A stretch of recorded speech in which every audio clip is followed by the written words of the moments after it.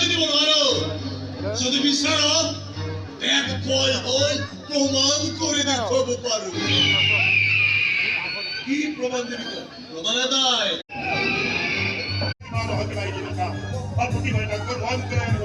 এবারে দৌড় চলে আসছে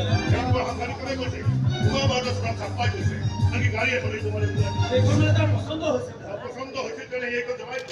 দেখি হিন্দি সিনেমার ভিলাই নোয়া সব পুই রাখছে আমার তো দেখো